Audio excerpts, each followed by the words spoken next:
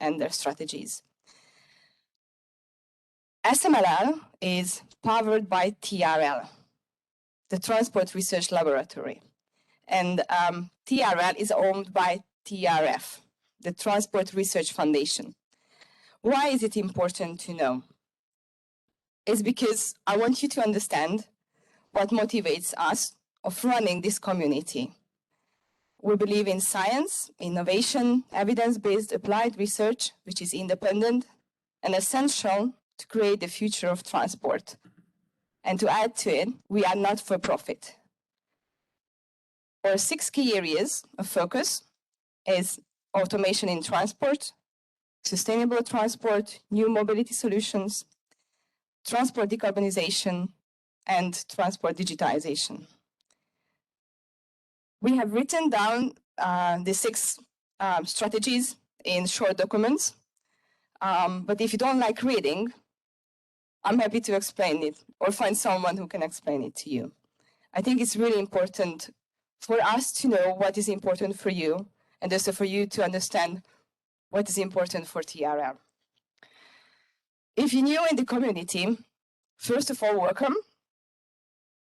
You are in the right place. If you're open-minded, if you're not afraid to share and take risks, and if you're honest about your strengths and weaknesses.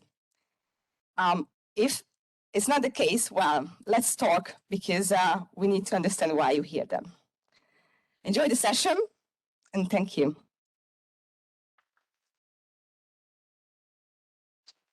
Thank you very much, Beata. So first on the stage is John Cartledge from Gast.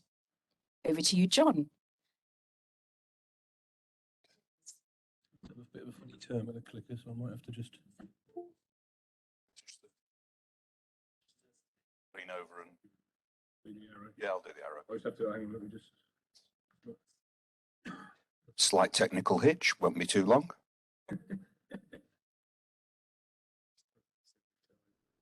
Unfortunately, most of the jokes I know are inappropriate, so I'll give that one a miss.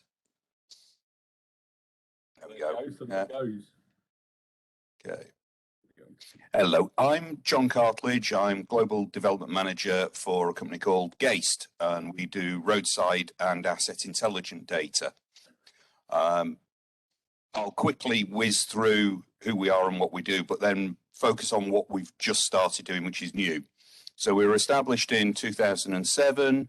We do national condition surveys of roads. We've been the roadside asset management provider since 2016. Lots of imagery, lots of data, and 4 solutions that allow it to be accessible online on demand. Everything happens somewhere, and that's why we do it. Because nearly everything happens beside a road. Knowing the condition of the road and all the assets around it is vitally important. So we take very detailed, very accurate data and produce simple to use, targeted, actionable insights from that data. The data, though, is always accessible on demand as reference data to visualize exactly what we're talking about. And that goes through feature extraction, surface type, highway and carriageway condition, risk modeling, and that's pedestrian, cycling, and vehicular. And what that means is we can do pre and post scheme monitors to see how effective and what changes have happened to vehicular, pedestrian, and cycling activity. We're known for the carriageway and footway condition, where we chop up each level part of the carriageway based on high definition imagery, associate all the different types of cracks and defects, and then can do plans for local authorities for maintenance. All that's based on that high definition imagery, and this is just a sample of one of the images. But as you can see, if you look at the top left-hand corner, there was a little defect which grew over the months, a rather shoddy repair done by a contractor, which decayed quite quickly, which led to a more expensive repair. But because the contractor was under contract and it failed within the time period it shouldn't have, that all could be done at no cost to the taxpayer, simply by monitoring the condition of the highway. That's just one example. The imagery, we have 8K 360-degree cameras, which are in the top imagery, which you can zoom around, pan around. And then we have a high-definition carriageway camera, which is 4K. And we take, on average, about 1,200 images per kilometre down the road. So every metre, we take a carriageway image, and every 5 metres, a 360-degree image. So a lot of images across the highway network. If you think about Google Street View, that's probably like a box brownie compared to a digital SLR of the stuff we do, because we create a 3D photoscape going down the road, so you can look behind you up drives, and it's all smooth pan. So, is that not progressing?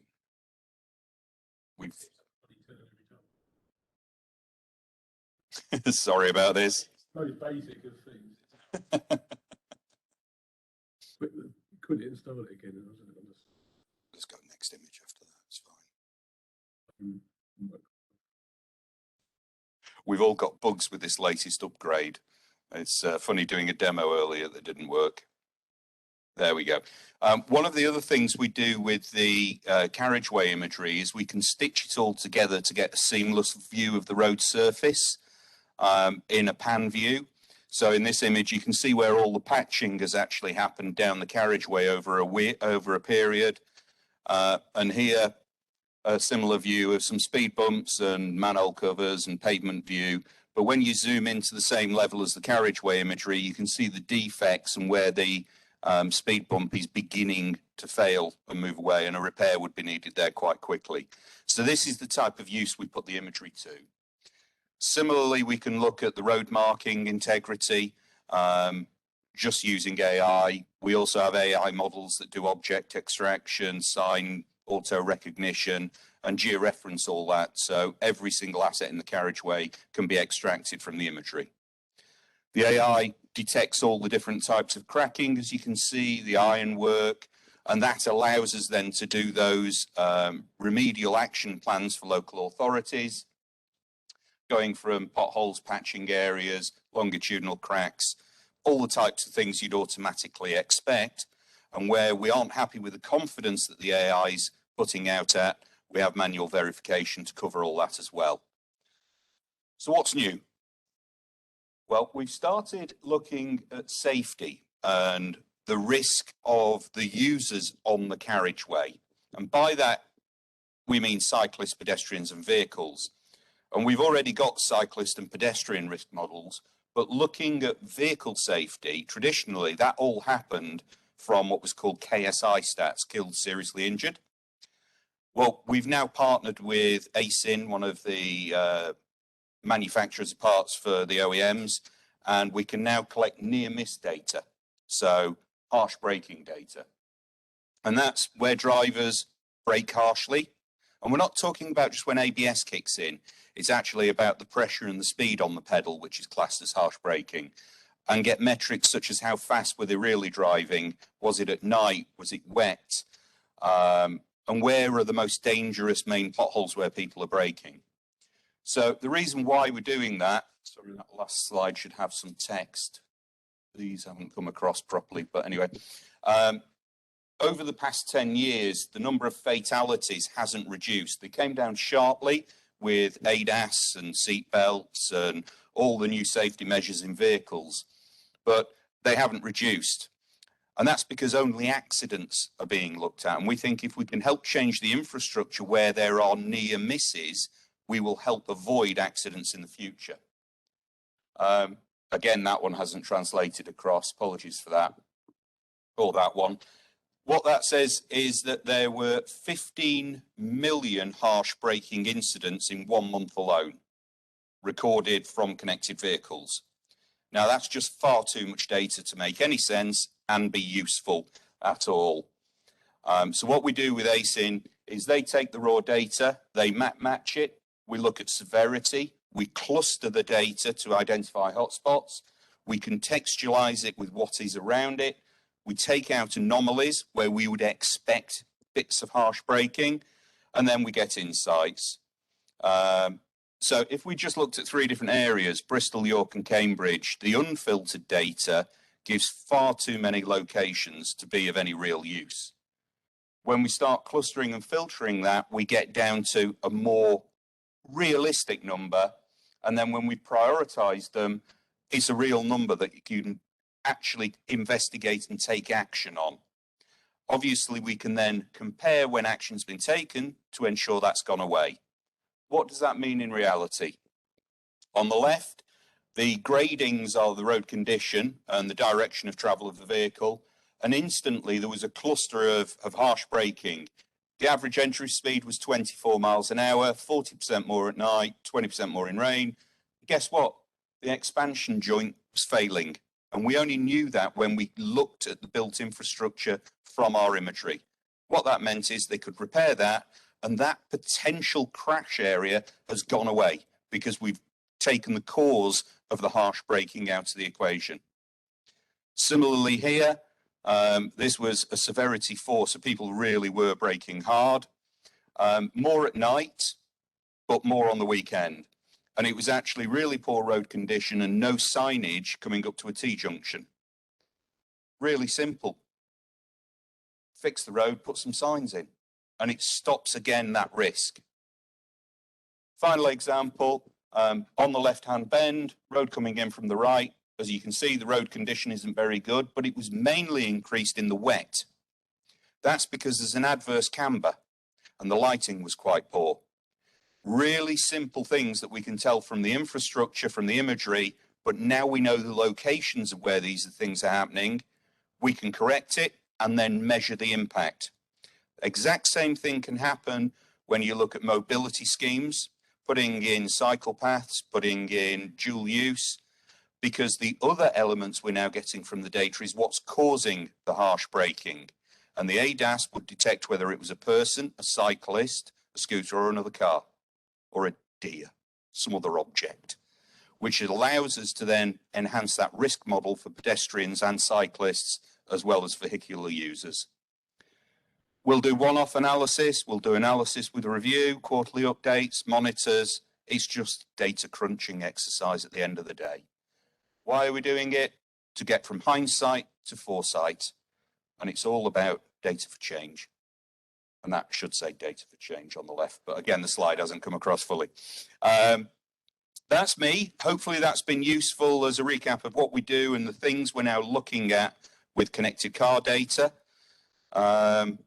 If you'd like to learn a bit more, please feel free, drop me a line. We're more than happy. We're already talking with a couple of companies around this. The data is there and available. Thank you very much. Thank you, John. Next is Jay Beering from Xeros. Hi everyone, I'm Jay from Xeros Technologies. Nice to meet everyone in person. Our vision at Xeros is to make sure every road user makes it home safely each and every day. We're looking to do this by accelerating vehicle camera AI to protect lives, reputations, and reduce risk for the commercial fleets that we work with. We've been working with the likes of Highways England, the RAC, the AA, Balfour BT, many others to reduce fleet accidents and costs by upward of 80%. We've been doing this by deploying multi-camera recording systems with over 6,000 vehicles live today on our platform and about 3,000 confirmed for 2022, showing the growth in our area. Xeros is now using EdgeAion cameras to monitor what's going around the vehicle and alerting the driver of, or giving them 2-second early warning of risky driving situations. When you're doing this by using ADAS, EdgeAI, to predict what's happening in front of the vehicle or around the vehicle and trying to correct driver behavior from that point onwards. We recently have recognized, looking at the road accident statistics, I'll try and just move this, sorry. There we go. 94% of all accidents on the road are caused by human error. In Europe, last year, 25,300 people were killed, unfortunately. And these trends are quite consistent, all things that we'd like to tackle. To put this into context, in a recent survey in the UK, 9 out of 10 lorry drivers admitted to streaming video while driving long haul, and that's on the UK roads. Not only do they pose a risk to themselves and their own fleet, but they're posing a significant risk to other road users. And I guess this is what we're all here to tackle. So what do? We install dash cameras, 4G connected. These will give the fleets the ability to record everything that's happening in and around their vehicles. That has a profound impact on improving driver behaviour.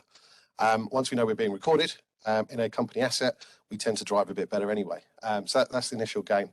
What it also gives the fleets is the ability to retrospectively see what happened in the event of an incident, and looking at things such as what caused the accident in the first place, and then looking to improve and train on the back of those. Our customers can see their cameras in real time. They can remote playback, and they can also look at AI-driven instant events such as mobile phone usage, distraction, whether the driver was eating while at the wheel. Not only is this available in light format for light commercial vehicles, this is also available in a heavier format with more cameras. So we put on average 5 cameras onto a HGV, and upwards, even getting up to 16 cameras onto buses and so on. We also undertake various different modules and work with external devices that can connect onto this ecosystem as well. So we look at this as a single architecture in the vehicle where we can take other sensor inputs and try and give our customers a relatively unique and bespoke solution offering. And one example of this is passenger counting.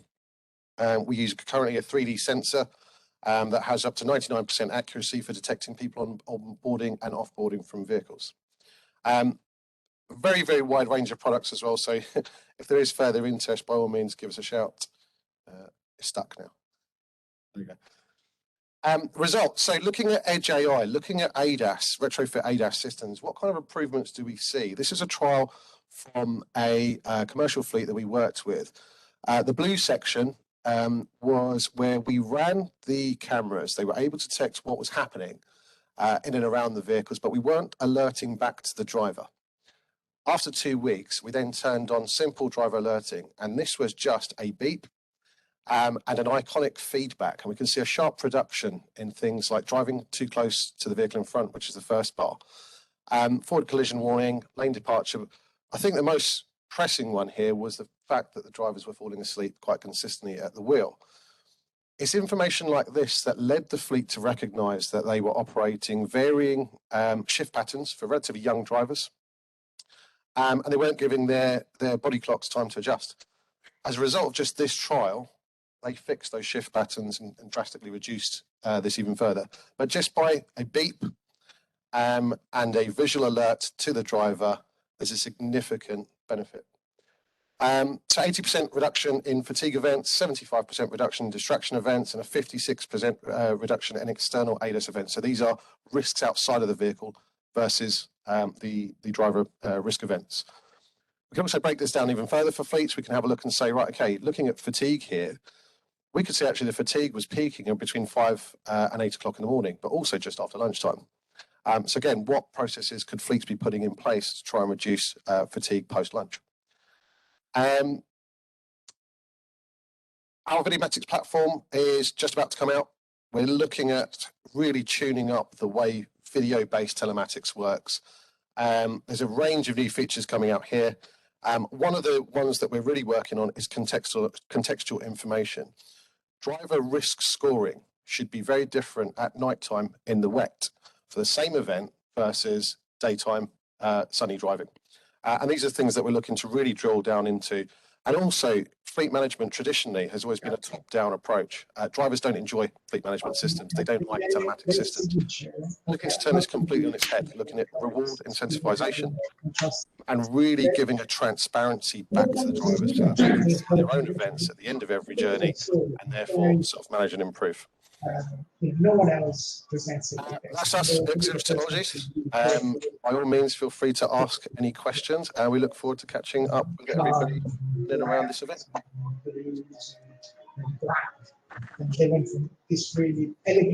Thank you very much, Jay. Next on is Karen from FIMA. But they've been, the reason why I was mentioning them is because I mean, there appears to be some noise going Hi, on. everybody. Duty-frees and areas like this, so everything becomes so blunt. You can hear me and you're talking. There appears to be someone else talking at the same time. I think I'm trying to find probably an excuse to do the same thing to me, but putting to a strong narrative. And you'll see the document that I put together. And I think it's just a matter of convincing them of finding this courage to sometimes up in the speakers, huh? within them. This idea of creating a startup, they can be a little bit, oh, but we need the blind. I know. But you need to make room. You need to excite people. And then for the most confidence. Thomas, are you sure it's from here? Yeah, so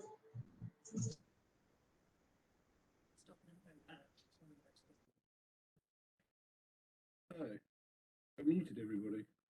It just stopped.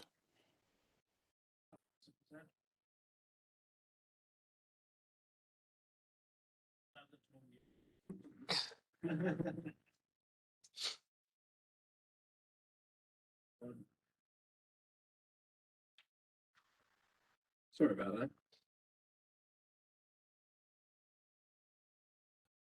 Right, do I just press the forward? Oh, great. Thank you very much. So Karen Burns is my name. I run a company called phylo. We are a computer vision AI company helping to build better places. So it's all around urban movement data.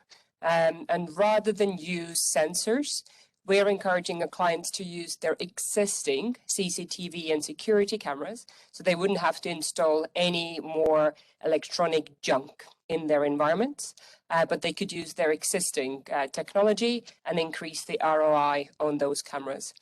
phylo will work on any IP camera in the world. It's a completely self-serve setup, so anybody can set it up in under half a minute as long as they have the camera stream URL address. And why? So good data is literally just fingertips away with a cell phone board platform. And currently collecting real-time continuous data is very expensive.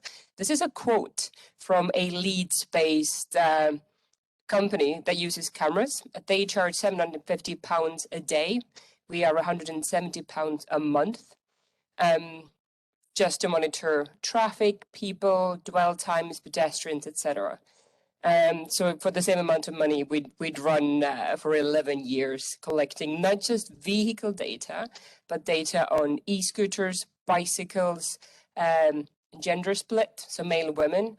Our AI has never seen a human face. Everything we do is detecting the person from the neck down, and we can determine gender with around 70% accuracy on silhouette alone. And this is, for example, used in Sweden to understand whether women are feeling safe walking outside at night. So all of these placemaking efforts paying off essentially around student halls, public squares, parks, etc.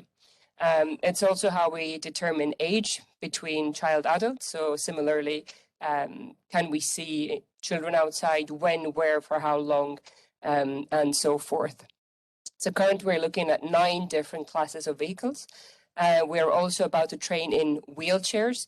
The issue is we can't see enough wheelchairs out there to even create a proper data set, sadly. So we're taking part in a couple of hackathons now over the spring and summer just to try and get enough data to train a model for that. We're also training in behavior data. So are people running, walking, have they fallen over, or are they sitting down? So how are they using the specific space? Especially pertinent in the US, for example, where rough sleeping is rife. People are in places they perhaps shouldn't be in or have serious health issues, which is why alerts need to be sent to whoever is running a specific community or a shopping center or development to go and address that particular problem. Let's see, does it work? There we go. So there's 3 things that set us apart from other companies like phylo. This is how you set it up. So you tap into the camera field and draw a line wherever you want to make measurements. So the AI understands what walked or drove across it, when and in which direction. The polygon areas allow you to do dwell time monitoring, for example, for parking. All the data comes out in real time. You can compare this from the week before, the month before, switch all of these labels on and off as you wish. We also run post-processing, so you don't have to have real-time cameras plugged in. You can also record a video clip, upload it, do the same, draw all of the lines, your polygons, get the data out from the platform. Really easy to do. Self onboard, like I mentioned already as well, and we use whatever cameras the client already has to save on capital expenditure. So these are just some of the things that you can do. Vehicle speed is halfway there, so we can estimate the speed when the vehicle's driving side on, not that well yet when they're driving towards us or away from us. Unsurprisingly, nighttime, London turns into a horde of Batman wannabes who all speed around. We also do parking analysis real time and so forth. And if the client doesn't have cameras, then we have partnered up with telcos. So Telia Sweden, Elisa Finland are resellers. So we partner here with Vodafone, for example, through Elisa.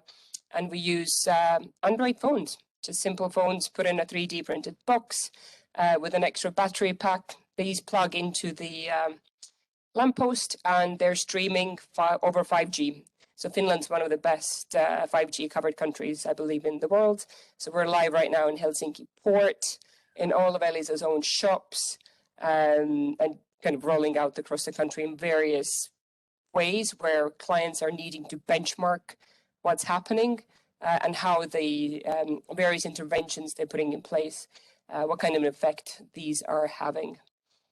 We've also been live at Queen Elizabeth Olympic Park since April last year, thanks to this lab here and the camera access they've provided us. We've worked with Dubai Road and Transportation Authority, so quite a wide coverage and various use cases as well. Any questions, let me know. That's it. So I've been really fast. Thank you. Thank you. There will be time for questions later. Next is David Dent, Planning Director of April 6.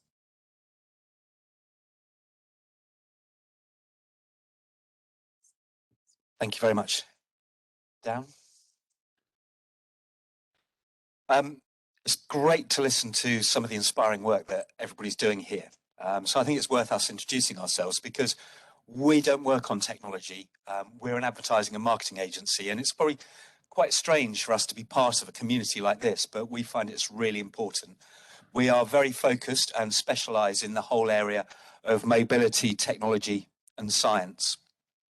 So your work is really at the heart of what we do. We work with some great clients who really trust us to do their marketing, create their brands and drive forward their business, from big global OEMs, technology companies like Amazon, AWS, through some very kind of niche science companies as well. So we feel that we're very much at the centre of your world, and it's a world that's changing on a daily basis. We used to look at vertical sectors, and companies were very aligned in the areas that they operated in, but everything's becoming very grey. Customers becoming competitors, friends becoming enemies, and the whole business that we operate in is becoming very grey. It's like the news yesterday that Elon Musk is buying Twitter. Now, how would you define Elon Musk or his company? Are they a car manufacturer, a media company, a tunnel digging company, a space company? A lot of companies becoming very hard to define in what sector they're working in. You might identify, one of these areas that you specialise in, but the competitive set is becoming very, very large. But that said, it is a decade of real possibility. We're seeing huge disruption, great change going on, which is exciting to say the least. But within disruption, we know that 9 out of 10, I think it is, companies fail in their first 3 years. Hopefully we're sat here amongst 10%ers that are all going to succeed because you have brilliant businesses. But looking at the reasons why those businesses fail, it's not necessarily why you might think. You know, kind of we always kind of turn to finance, cash flow, in finding the right people.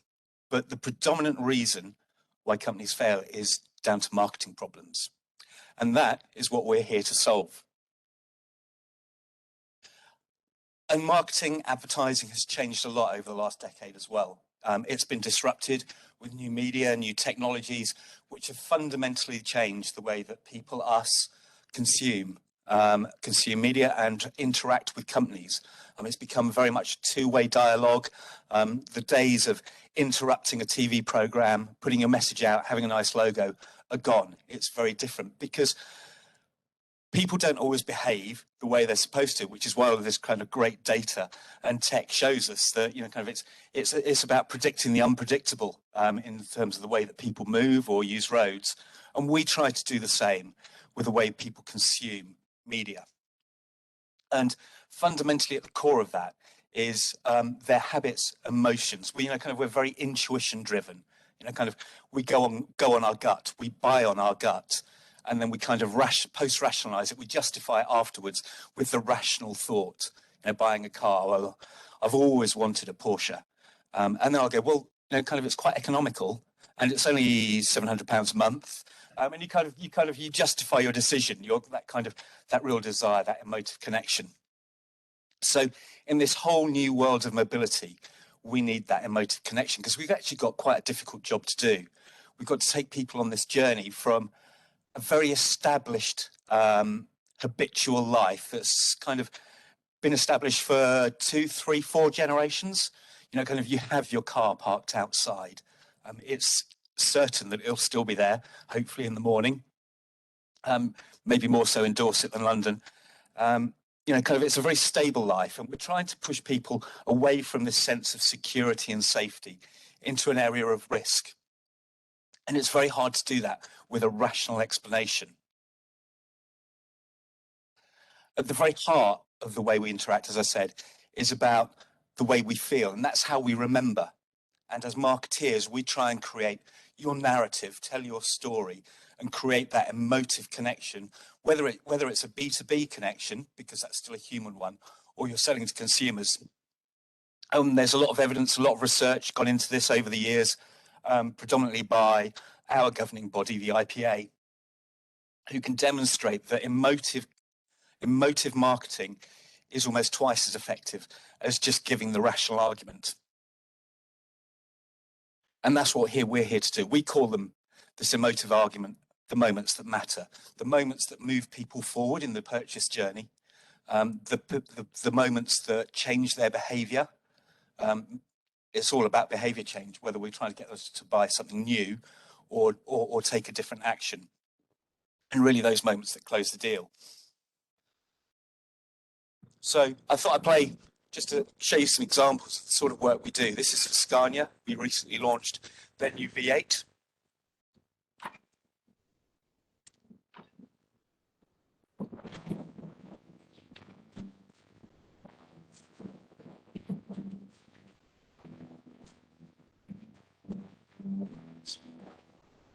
So that was a big kind of online launch event using heavy rock bands, flying V guitars to kind of bring forward the thought of the V. We do a lot of work with them. We've just relaunched their whole used truck program with a whole new strategy and identity that kind of really lifts them above the competitors. Similarly for them, they are one of the few manufacturers, or the only manufacturer that manufacture trucks with all the different renewable options. So whether that's biofuel, electric, they've been investing in it for about the last 10, 15 years. And this is some work we did for them to coincide with COP26, which they were part of. We work with very technical B2B companies as well.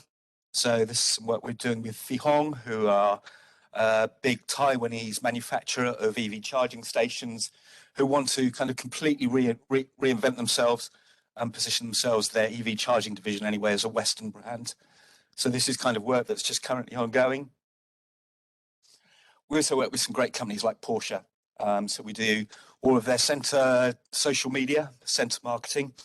It's quite easy to kind of do marketing with a beautiful car, but it's what we love doing.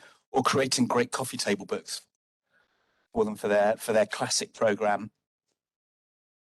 AVL, another example of a brilliant Austrian engineering company who always struggled to talk about what they did because they did so much. Once again, we're kind of redefining where they're at the moment, using completely different imagery for what a normal technology company or engineering company would use. So we're here really to help you, support you, and work with you to do something great, and really push your business forward, to drive your business forward through marketing. And we also use data as well at the core of that, and understanding how people behave and react. Thank you. Thank you very much. We have got some time for questions. So I'm just going to see, is there anyone online who's got a question? It's all been quite quiet there. No? Anyone on the floor who's got a question? Oh, there's a hand. David Hind. Do you want to put yourself, unmute yourself? Yep. Can you hear me? Yep. Brilliant, thank you. Yeah, I had a question for Jay. In your presentation, you said something about 9 out of 10 heavy goods vehicle drivers admitting to streaming video whilst driving. I was wondering where that comes from. I've not heard that quoted anywhere else before. It's a pretty scary stat. I'll have to check the source, but I'll get back to you. That I can drop you an email as to where we picked that up from. Yeah, thank you. But yeah, I'm happy to share that after.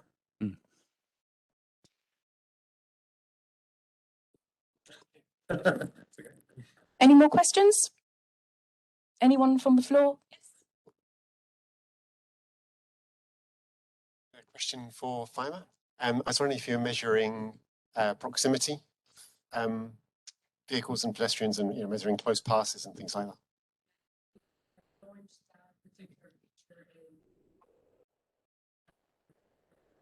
Imagine we counted 243 near misses every 24 hours. Sorry, hi. So yeah, we did proximity detection in Dubai. We counted 243 near misses every 24 hours. That was around people and buses being very close, like closer than 2 meters, I think, is what we classed as a near miss. Same with bicycle and truck, bicycle and bus, that way. We haven't integrated this feature into the new Fiber platform yet, but it's in the process. Thank you. Okay, thank you very much. We're going to move on. We have now Euroskander from Mole.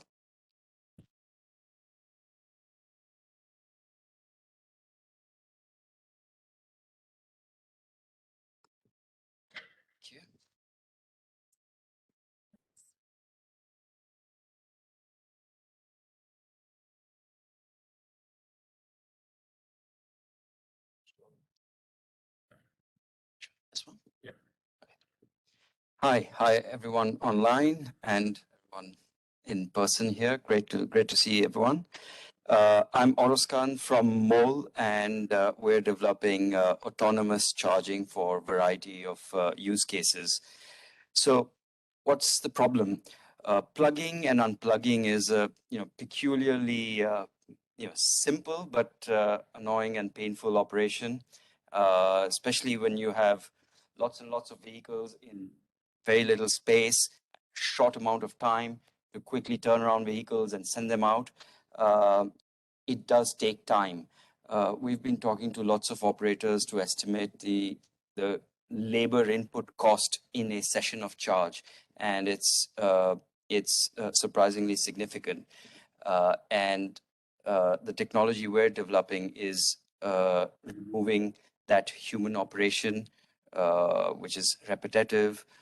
As you go into fast charging, poorer and poorer user experience with hotter cables, heavier cables, and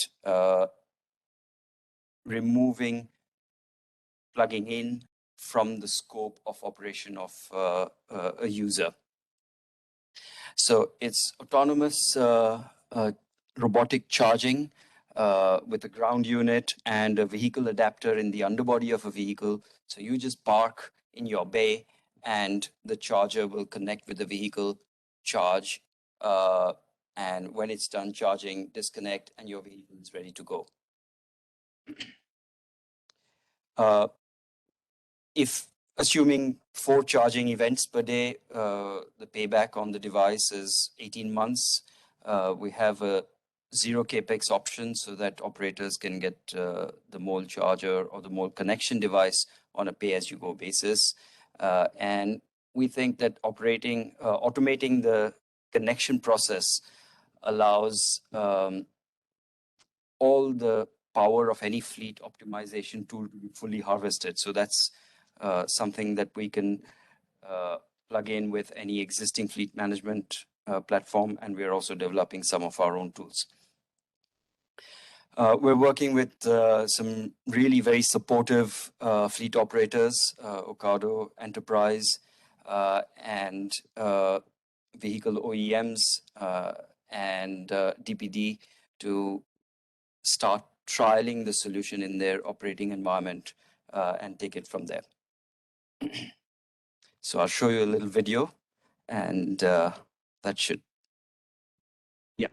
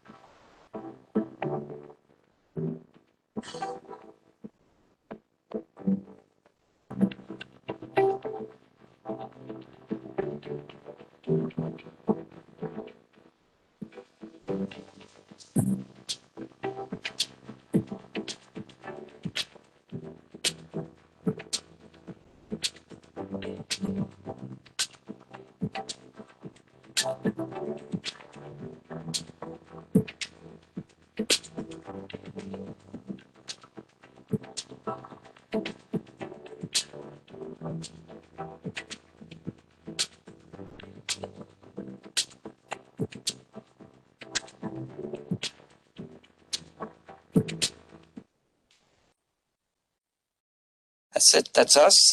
Thank you. Would be great to hear from any fleet operators, vehicle OEMs, or anybody else with an interest in our technology. Thank you. Thank you very much. We now have live from HappyWay, Dan Hubert. Dan, can you put your screen on? Yeah, hi there.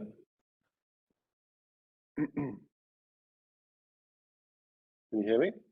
Yep, we can hear you. Great. Shall I share my screen? We've got the screen here. We've got the slides here for you. Okay. And how do I click forward, or do I ask you to click forward? You just asked me to click forward. Okay, great. Okie dokie. Okay, hi everyone. My name's Dan Hubert, the CEO founder of HappyWay. Next slide, please. These slides aren't updating on my side for some reason, but anyway, can you just go back one slide, please? Sorry, there's a massive delay. Okay, yeah. So every driver in the world asks the same 3 questions, which is where can I park, is it available, and can I pay? And ultimately, every EV or connected autonomous vehicle in the future, it will fundamentally need these questions more than ever if we're going to create sustainable integrated transport to drive forward our carbon zero agenda. Next slide, please. So the problem right now is that A to B is never B. Google Maps takes you somewhere near B. It's all very last mile at the moment, and a mile can be 15 minutes. So pretty large area to cover within a city, and it's not particularly smart. A to B is also there's a whole heap of people in between A and B. There's the OEMs, logistics. There's the navigation people, the multitude of payment apps. A patchwork quilt of sporadic utilization data, real-time data, occupancy data, if any at all, and there's some very limited sort of mapping, curbside mapping, if any. So we're a two-sided platform that bridges the gap between A and B and allows the whole ecosystem to work together. So next slide, please. Okay, so yeah, HappyWay's platform creates a curbside API and answers those three questions: where can I park, is there a space, and can I pay? And ultimately, this API from sort of a GovTech perspective, because the councils are the owners of the concrete, so they need to be managers of the digital version themselves. Once you unlock that curbside by answering the three questions, you open up then the mobility ecosystem and help collaboration, optimization, and decarbonization across the whole of the network. Next slide, please. So we do that by a two-sided platform, curbside management for local government to manage their traffic regulation orders. This turns the curbside into a positive revenue engine, creates curbside access opportunities rather than just curbside management and punitive and enforcement. Everything. It opens up optimization and compliance via data. The platform combines, as I said, payments, mapping, and IoT in one place, and it turns it into one mobility API and sends that data out into apps and APIs into any mobility. So this really is applicable to any vehicle wanting to operate at the curbside, whether it be fleets, EV, mobility, regular drivers, logistics, field service engineers, the list goes on. Next slide, please. So the capabilities on the GovTech side is a national platform that has created a digitized, standardized, centralized data set of all traffic regulation orders, which is all the curbside rules on the road.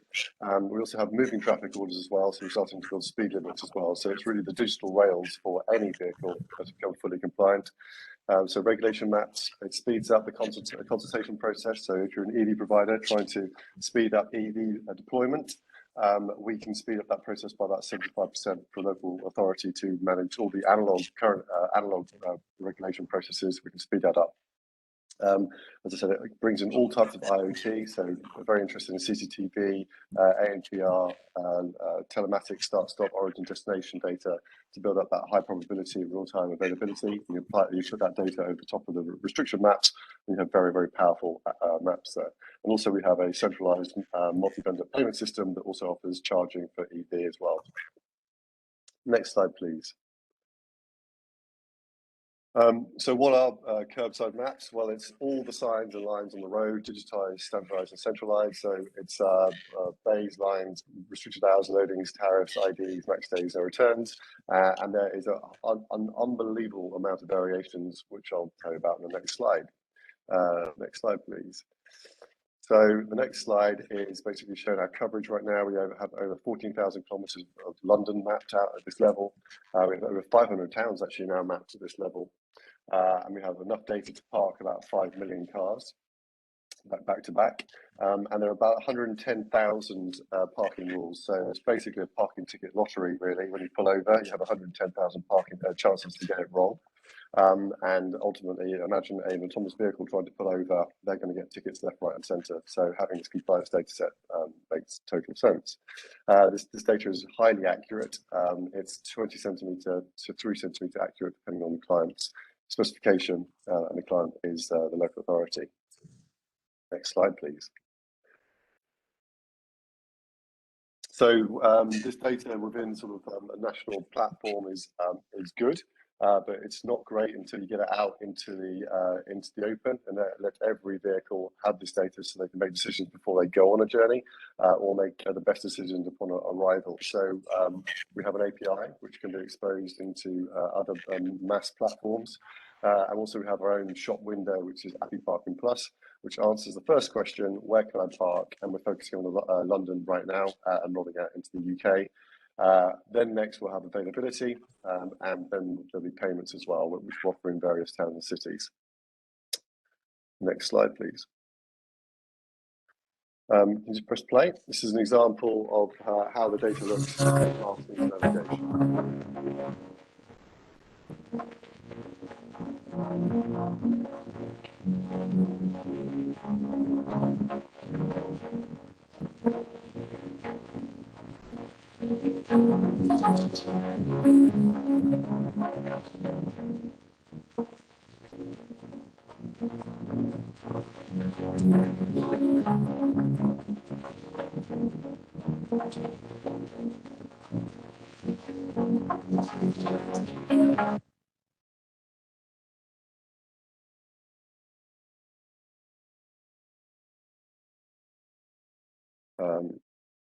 Okay, I think it's finished. Sorry, I'm not getting any playback on my end here.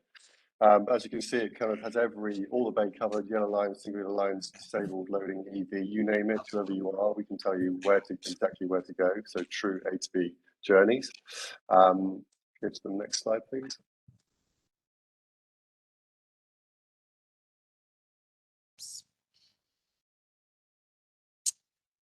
I can't. Tom to the rescue, yeah. All right.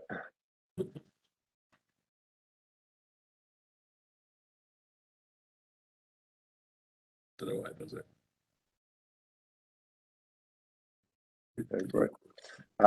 So yeah, in terms of sort of our customers, obviously we're a two-sided platform. One is GovTech, so local authorities coming on board.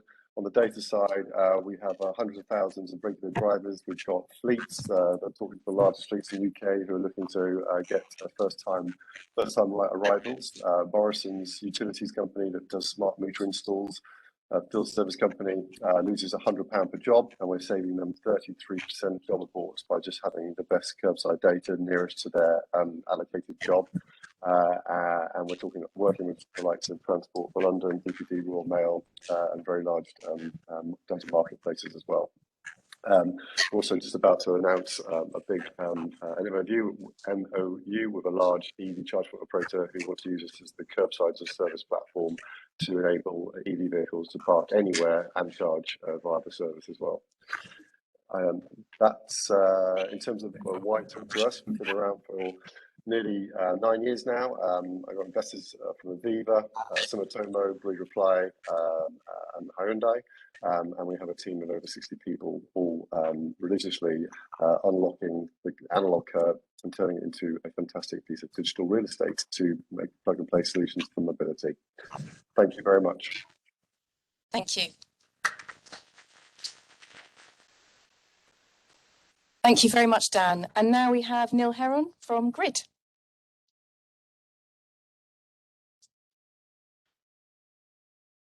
Good afternoon, everyone, and everyone online. That photograph was taken 10 years ago next to a parking meter.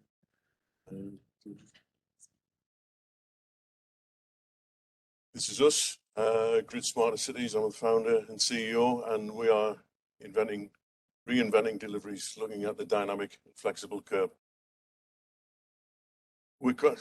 I'll just say that following down there, I think 2022 is going to be the year of the curb. We believe. So this is the problem. Cities are growing, population expanding, air quality, real big issue, climate change is a big issue, and the numbers speak for themselves. And it's forecast to get worse, especially post-pandemic. We had a massive growth in the rise of online deliveries and a reduction in the amount of available curb space, with cycle lanes coming in, pedestrianised areas, cycle lanes, and it's creating more and more pressures on the commercial vehicle operator. So this is us. We're a two-sided platform, bringing the curb user, which is the commercial operators and the curb owners, local authorities together, and looking at that curb space and turning it into a more flexible and dynamic piece of real estate. And it's going to work for businesses as well as the local authorities. It can't just be a punitive enforcement-driven operation. It's got to deliver efficiencies and operational benefits for the users. And we've trialled it with a number of the operators, and we've seen a 20% efficiency in their operations, which leads to a reduction particulate and other emissions, and a reduction in the number of red trips every year as well. So it's a win-win for everybody. And we look at the nuances of each one of the operators' curbside needs. The needs of construction is different to parcels. Chilled frozen and brewery logistics needs very close curbside access. You can't be rolling 100 kilogram kegs of beer down the curb. There are certain health and safety issues. Service and maintenance vehicles that need access to the curb. We're looking at the areas of restricted curb space, not where the motorist parks, but the area of single yellow lines, double yellow lines and double reds, where we can create dispensations or waivers in a digital way. And this is what we're here for. I believe that the curb and unblocking the curb with curbside management is going to open a great new innovation stream for local authorities. It's going to deliver revenue, it's going to deliver air quality improvements, reductions in congestion and improvements in climate change as well. So we're looking at that curb space as a jigsaw, and it's a jigsaw piece that fits everything around it. You're looking at data, logistics, network management, navigation, mapping, parking, integration with infrastructure, electric vehicle charging. And as we move to more and more fleets having to charge, having to move across to electric vehicles, we're going to need certainty of charge. And that's where the curb space and off-street parking assets come in as part of a connected journey. Mobility fits into the equation as well. We're going to need 34 million vehicles transitioning across to EV by 2035. And we've got to be looking at how we do that if there's certainty of charge and certainty of space. Construction industry has its own set of particular problems, and we look at waste management and government regulation with the traffic orders, digital signs, and all the likes of the infrastructure players that goes on at the curbside. So all of those, while everybody's been staring at the stars, we've been looking at the gutter and what goes on there, and the granular approach that we've taken, being with curbside management, benefits everybody. And it's the thing that everybody forgets about. Commercial operating is too complicated for local authorities to deal with, too nuanced, and we believe we've got the key to unlock the magic box. And the beneficial outcomes from doing it better: improved air quality, empowered community, decarbonisation, etc., health benefits, and improved mobility. So we're looking at the assets that really the local authorities didn't realise that they had right under the feet. So this is why we're here, this is why we're part of it. It's a connected urban smart ecosystem that we're going to be looking at. And everybody who has a solution that plugs in, that ends up with something at the curb space, we need that curb space to be managed more effectively. So hopefully that was less than 5 minutes. Great, thank you very much. Thank you. Next we have online Nigel Williams from Parking Matters. Nigel, can you put your screen on? And magic, we've got content as well. Well, hi there, everybody. The last two presenters, Dan and Neil, know us pretty well. If we could just go to the next slide. I guess best way of really of describing us, I mean, we are a specialist consultancy, as it says there, experts in parking, mobility, data and technology. I guess probably it's more apt to say we're parking anoraks and parking and curbside management anoraks. We have a deep interest and knowledge of mobility, data standards and technology. In addition to our day job, which is advising local authorities, private clients on the best strategy for their parking management, for their curbside management, we also do a lot of work in a team, an international team, that is delivering an international or global parking data standard. So it's a parking industry initiative. It's called the Alliance for Parking Data Standards, generally known as APDS, and that standard is in the process of becoming an ISO standard. So we're recognised as industry thought leaders. I think that's fairly bold statement, but true. And we're also the originators and project lead for the DFT's funded project called the National Parking Platform. I'll say a word about in a minute. We go to the next slide, please. So as Dan, I think, ably showed with some of his slides, you know, the world of parking and curbside management is incredibly complex now, and I think Dan said it's a patchwork, and he's right. It's a patchwork of different actors, products, services, standards, and regulations. And the work we're doing is what we're aiming to do is to facilitate interoperability, because that's the problem. This slide here, we call it the spaghetti diagram, shows that, you know, there are a lot of different actors, but in general, they can't talk to each other, or a lot of them can't talk to each other because they're all using sort of closed systems and standards that are not harmonized. So we provide our clients, so local authorities, couple of examples, I guess, City of Manchester, Oxfordshire County Council, Cornwall County Council, and a host of smaller local authorities. So we provide them with parking strategies that attempt to meet their needs, and particularly to reconcile, as far as it's possible, the increasingly conflicting demands of accessibility, facilitating economic growth, sustainability, fairness and equal opportunity. So all of those factors are all pulling in different directions. So, you know, when we work with each local authority, we try and ascertain from them what their priorities are and how you can actually pull those different conflicting factors together in a strategy. But one of the things that we try hardest to do is make sure that those strategies are future-proofed by integrating data, technology, and standards from the outset. So if we can go to the next slide. So the National Parking Platform is it's a publicly funded project. It's not for profit, and basically, I think the best way to describe it is it's plumbing. The idea being that when that plumbing is in place, you'll be able to pay for your parking anywhere using well, find your parking, pay for it, in some cases reserve it, and also integrate the act of parking into potentially multimodal journeys. And you can do all of that using the app that you want to use. Because at the moment, the problem is that, as you will know, you end up having to have at least a handful, in some cases, of different apps. This will be like roaming with your mobile phone, but for parking. So, as I say, it's a DFT-funded initiative. There are about 10 or 12 local authorities that are working with us to implement pilots, and something like 15 service providers. You have sort of well-known characters like Pay by Phone and Ringo, but a host of others. So as Neil was saying, 2022 is going to be the year of the curbside.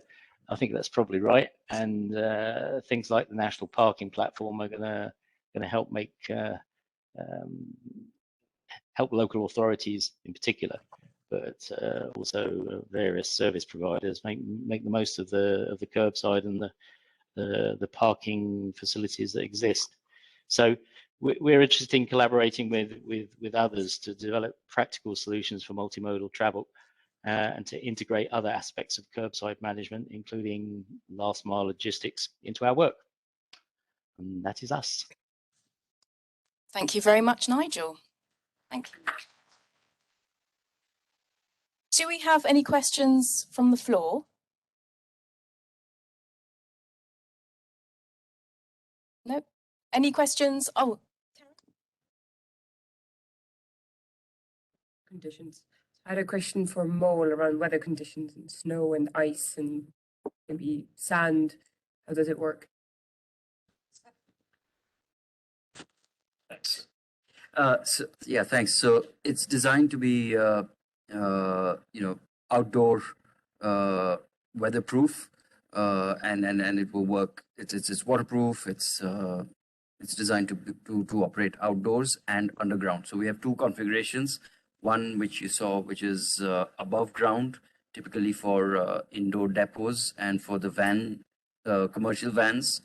But for the on-street use case, this will be a completely weatherproof enclosure, which is flush with the ground. Yeah, thanks.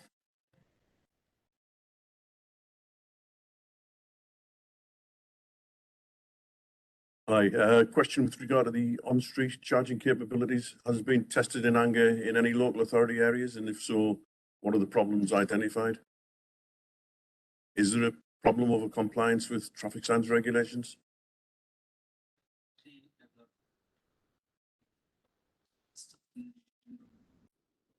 Yeah.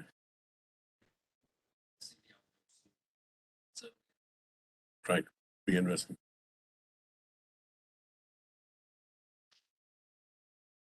I have a question to all the curbside and parking people. I was listening to BBC Radio 4 and there was this talk about elderly people are not wanting to use applications and smartphones to pay for parking when they go to swim. They just want to use coins to pay for it. What's your solution for that?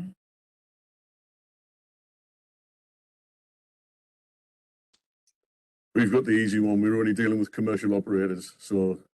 Shall I pick up on that one? I don't know whether Dan, you wanted to come in, Dan? I'm happy to go first if you like. Yeah, I mean, it's not an easzy question to answer that one. I think as time goes by, I mean, if you look at some of the other, particularly in the Nordics, you know, the people are out begging, you know, have some kind of smartphone thing because no one has cash anymore. So, but as a sort of transition period, it's possible to do things like having passes or whatever that people can buy with cash at you know, local retailers or whatever. So the cash is going to disappear from the parking world. It's just a question about how we manage to ease that transition. I mean, there's a certain number of local authorities that have just gone cold turkey and done away with cash. But you know, if it is one app that you can use everywhere, then it makes it a lot easier for people to use. But there is no real easy answer. Unless Dan has a magic wand, he's going to wave. I mean, I think you know, I think 63% of over 70s don't have a phone, but I think it's perhaps a smartphone. So I think it's just a bit of an empty news day, to be quite honest. But I think, and also then if they don't have a smartphone, then they can just use ID numbers and just do phone parking. Obviously, mobile smartphone parking is more accessible and quicker and easier. And ultimately, we can't sort of let this news get in the way of progression, where ultimately every car will be deep linked and taking automatic stop-start sessions on over every metre curbside. So I think there's a gap, but I think that they can also go into the leisure centre and pay for it there. So I think it's just, you know, Harrogate, there was we're offering purely cashless. Harrogate are then removing the smart meters and cashless meters and doing sort of tap as you go at the meter, but taking the cashless function out of it. So as Nigel says, it's slowly depleting, as long as you keep offering that choice. But ultimately, old people might have a Nokia 32-600, whatever, in their pocket still that lasts for a week. I wish I had a battery capacity like that, but they can just call up with the right location code and get make a payment. So yeah, I think it was a quiet news day, to be honest. Great, thank you very much. Any more questions before we go into the next session? Thank you very much, everyone. That's been really fascinating. We have Michael Talbot, who's online. Michael, can you put your screen on? Yeah, good afternoon, everyone. Can you see and hear me? We can hear you, we can't see you. There we are, we can see. Yep. Shall I put my slides up? Yes, please. Okay. And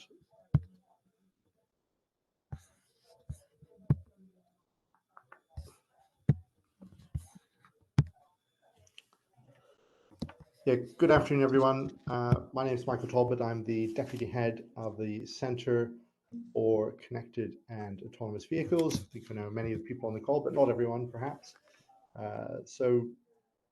Basically, what I'm going to sort of roll through very quickly is a quick bit of history for those who aren't aware of us, and I think more importantly, I think you'll all be interested in understanding what we're planning to do next. And there's a lot happening at the moment. So I'll step through that pretty quickly and see what questions there are at the end.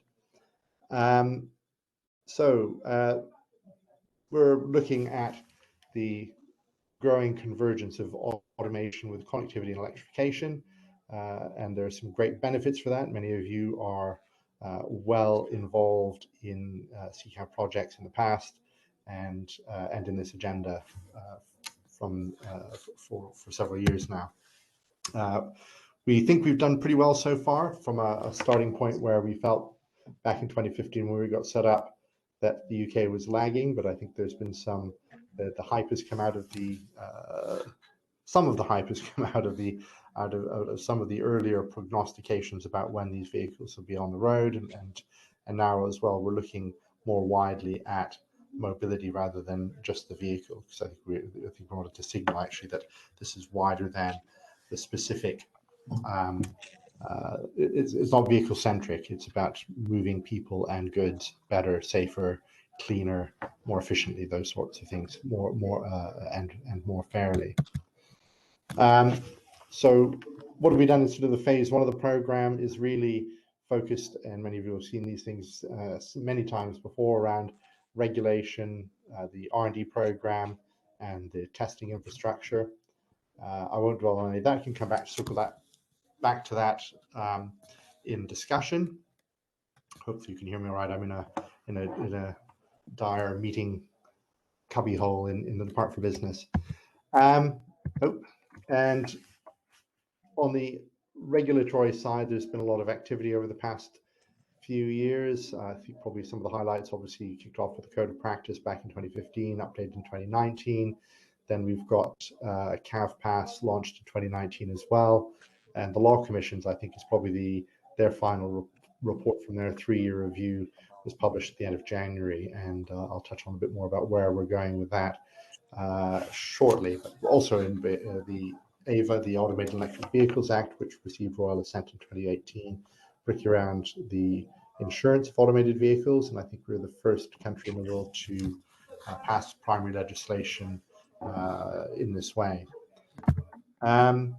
Some of the key outputs from the Law Commission's review has been around these sorts of areas. I'm not going to dwell on some of those. I think many of you on this call will understand many of these things better than I do, and many of you will have contributed to the Law Commission's review, for which we are most grateful, because I think that it is a genuinely world-class piece of work, and I know that Jessica Guccione, who led that work, has been traveling around the world, and I know that we understand that Germany has been borrowing some aspects of it before it came out. So it's shaping up to be presenting quite a lot of recommendations for us to consider within CCAV. Before I can move on to where we're going to with the program, I think just finishing on this point, in the next couple of months, we're going to be putting out sort of an update of a position paper of what we in CCAV, how we see the future unfolding and what we're planning to do, and that will encompass the formal government response to the call for evidence that we ran last summer, and which directly input into the spending review, and many of you contributed to that, and again, thank you. And it will also have the formal government response to the Law Commission's review, picking up some of the things that we see in this slide.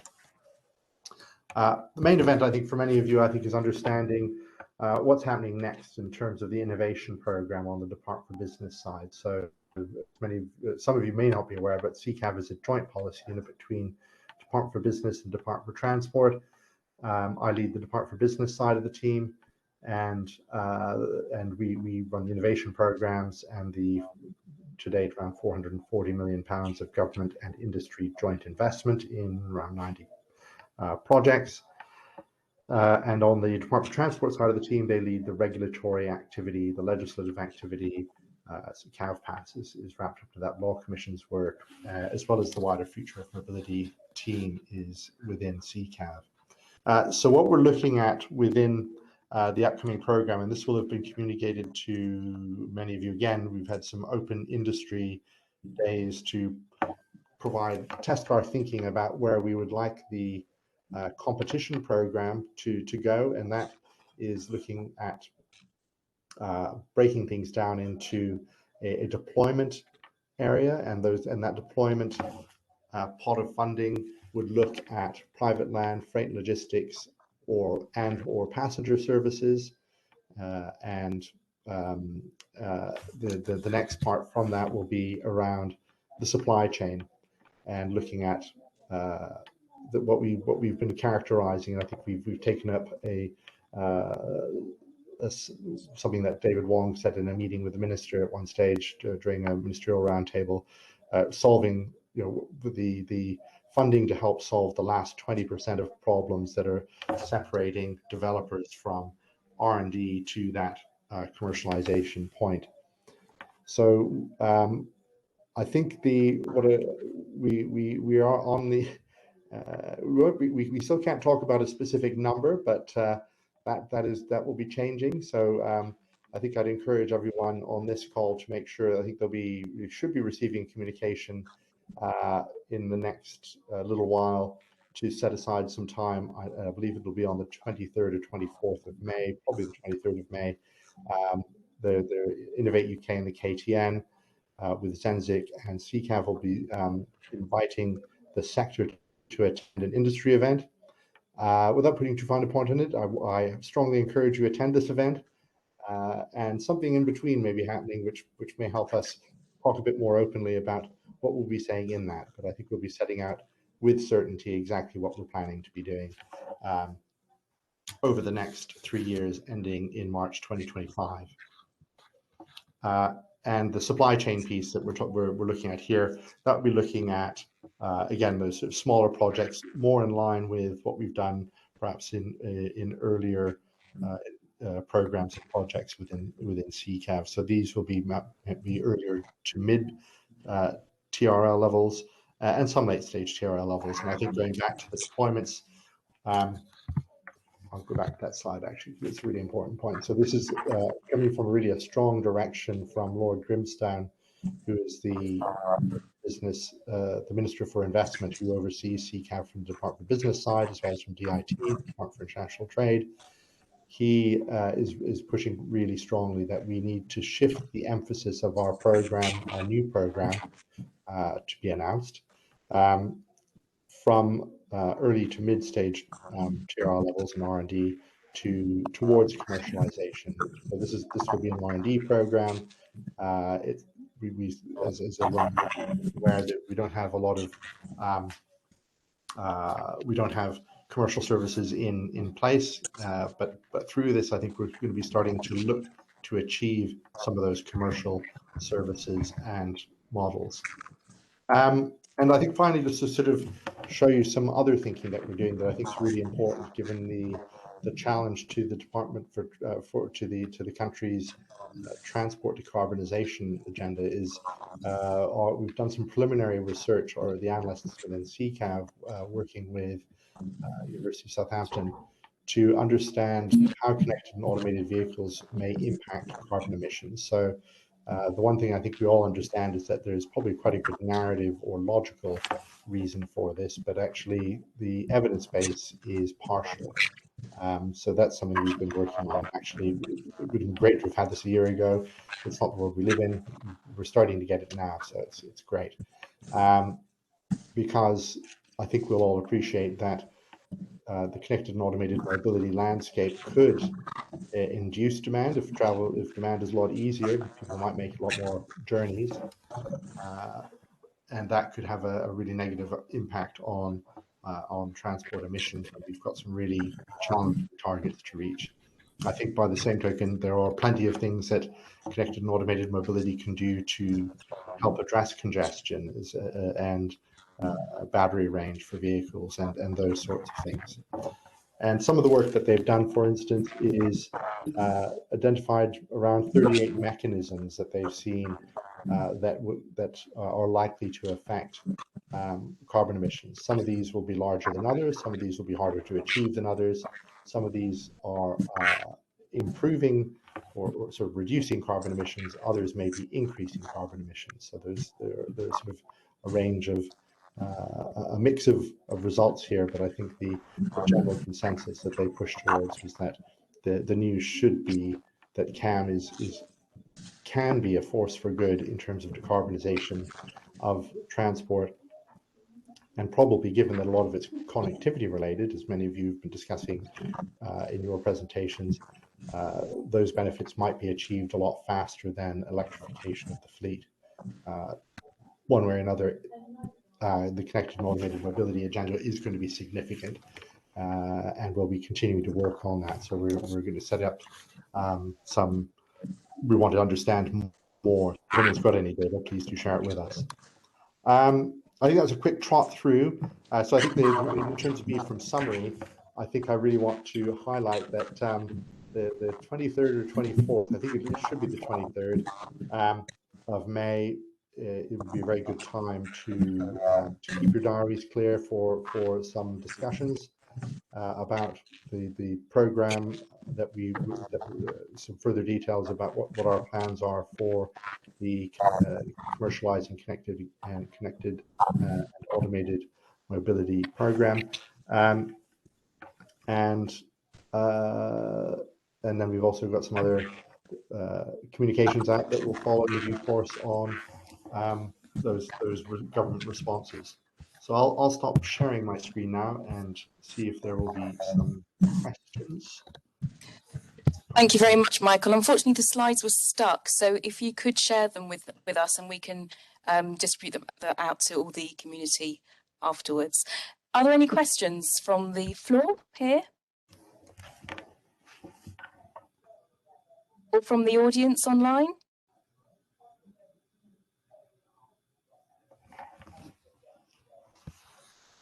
Oh, Nigel, do you put yourself on mute? Yeah, hi.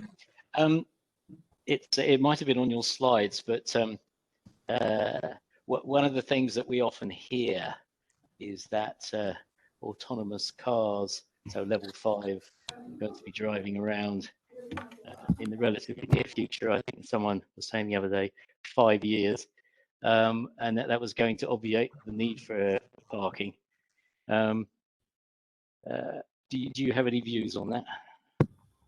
Yeah, so one of the things that we've been informed by has been the Zenzik UK Connected and Automated Mobility Roadmap up to 2030. And again, many of you were involved in the initial development of that back in 2019. And that was a really groundbreaking piece of work, bringing together vehicle technology timelines, infrastructure timelines, service model timelines, and societal and legislative timelines. And that hadn't been done before, and it built on about 13 other roadmaps. Quite a lot of those are European roadmaps that they built on. So it's a really strong element, and that's been refined a couple of times over the past couple of years. And we're going to be reinvigorating that roadmap over the next on an annual basis. In that roadmap, and if you haven't seen it, I strongly recommend that you have a look because it's really powerful. Because it's been brought together with bringing together those previous roadmaps, and then the inputs for around 200 plus people from, I think it was 150 different organizations. It's a pretty big contribution across sectors, and I think where it was really powerful is that it got different sectors to talk to each other about the same things in the same way and agree timelines where there might have been quite a big difference of opinion previously. So through that, they identified a transitional period where we move from R&D projects towards more commercial-facing, early commercial pilot projects, and that transitional period is anticipated to be between 2024 and 2026, and that sits squarely in the period that we have for this upcoming program, whereby by March 2025 we'll be looking for viable commercializable deployments to be demonstrated, either in freight or in passengers or on private land, so factories, ports, airports, those sorts of things. So yes, there was that early hype. It's not entirely disappeared. I think there's still of course massive challenges, but I think also we're sort of seeing that early hype where you could buy a level 4 vehicle sort of giving way to actually what you might do is buy a level 4 service, and that level 4 service might be geographically constrained to certain areas doing certain things. That's probably a long explanation when you might have preferred a short one, but that's what I'm in government for. Thank you very much, Michael. We have to close now. It is 3:30, so I'd just like to thank all our speakers today, and thank you, Michael, as well. I hope it's been a great event. We do have a feedback survey for you to complete afterwards, and also do pencil in the 30th of June, which will be our next live event. So we hope to see you then. Thank you very much.